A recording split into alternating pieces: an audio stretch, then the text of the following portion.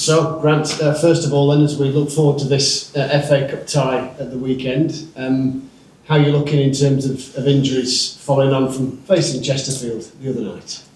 Yeah, nothing new to report. The team's come through the game really well, all out on the pitch this morning.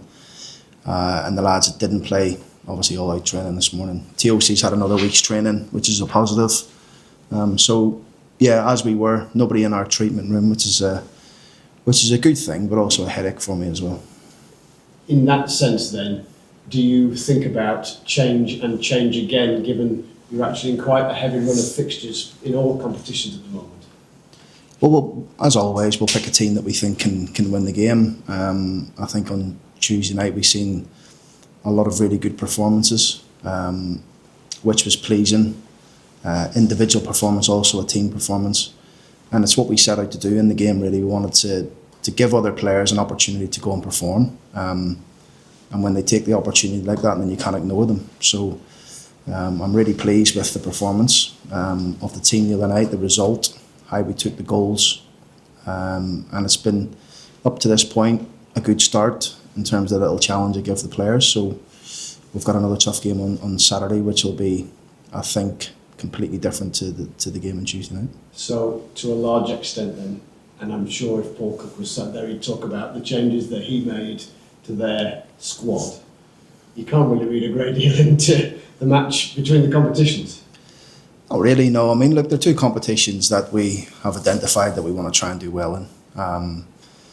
And we feel like we put a squad together in the summer that is strong and competitive. Hence, we would have made 11 changes hadn't it been for Ian Lawler. Obviously, had a little family problem that he needed to sort.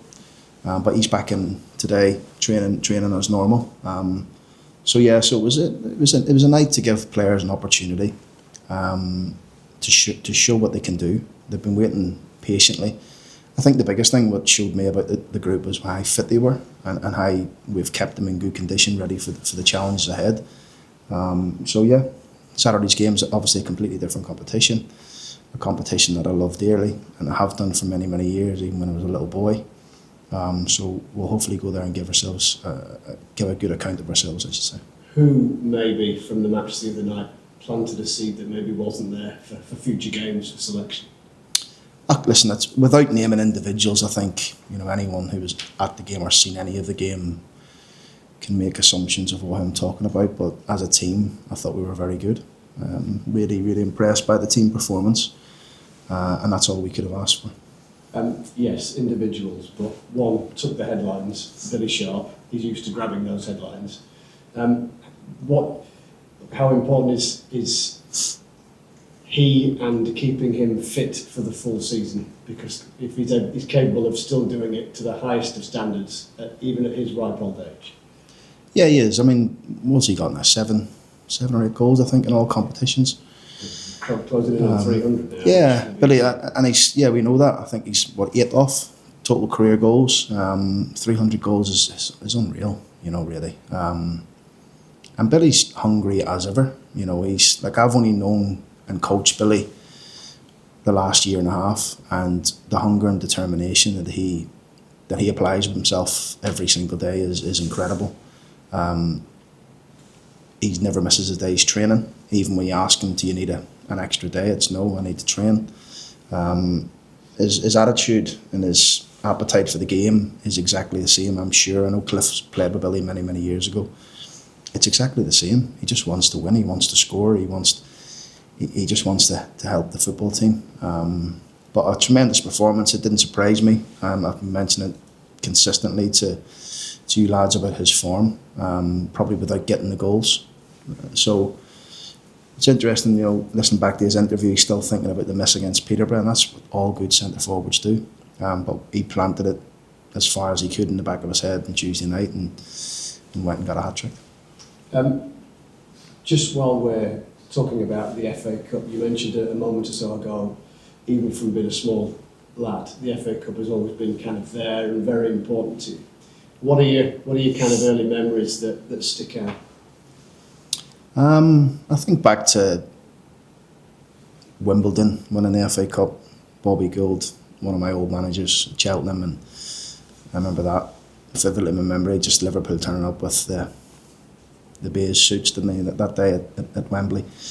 But yeah, just memories, you know, when I was a young boy out in the street, you always played with your mates. I can't remember the game was called, header and volleys or something like that, when you hit it against we had a church gate in my street that we used to burst balls every single day when we hit the top corner, because the spike would burst the ball, and then we'd begin knocking on my mum and dad's door saying, can we have a new ball? That was constant, and you hit the top corner, you're buzzing, but you need a new ball because you busted your ball. But that was all to do with the FA Cup, you know, sitting Saturday afternoons watching the FA Cup with your parents and your family members. But that's, young age, but I've had some good memories as a player. I've had some good memories as a manager, and it's a competition that I would love to take the football club further in. So to roll on then, playing and managing, what are your outstanding memories of this competition? I remember scoring against Edwin van der Sar in the FA Cup away to Fulham with Cheltenham. We were unlucky that day that we didn't win the game. And as a manager, I've had some really good games. I remember going to Villa Park with Peterborough and winning there. We've been to Chelsea. We've had some good games here at Doncaster over the couple of spells I've been here. I've Man City. When I went back, we played Man City when I went back the second time to Peterborough and held them really well the first half to 0-0, a couple of opportunities. So yeah, it's a competition that these are the rewards you get the further you go, but you got to take every game as they come, and we've got a difficult game at Chesterfield on Saturday. People use kind of lazy statements like the magic of the FA Cup is not there anymore. It is, you just have to look at it in different ways, don't you? Essentially, you know, cup ties, smaller teams against bigger teams, etc., etc. It's all there. It's just in the early rounds. It's just seldom in the final anymore, isn't it? Yeah, look, I think they've tried to take it away a little bit, probably from the big boys' recommendations to scrap replays and stuff like that. But I can see the frustration lower down the pyramid, particularly at our level and lower than us. That, you know, when you get to those sort of rounds, that if you did draw a big team, third, fourth round, and you got to draw at home or draw it there, whatever, you'd want to go to their place and try and beat them again. And financially, it's unbelievable for any football club. But from our point of view, look, it is what it is. We just have to take it as the rules see fit and try and win this game on Saturday. So yeah, Chesterfield, that's a different strength. What are you expecting from them? Completely different to what we've seen on Tuesday.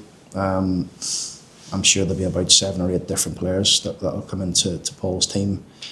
A bit more experience with the likes of McFadden and Flack and McCann, and you've seen a little glimpse of their striker when he came on bonus. I think there'll be a few changes in this team, but we've had them watched a few times. Obviously, we played them again on Tuesday night and seen a little bit of their style of play, but we're prepared for everything. We're prepared for what we've seen. We're prepared for if he throws us a curveball. But ultimately, it's what we do. We feel like we're in good nick and good form at this moment in time.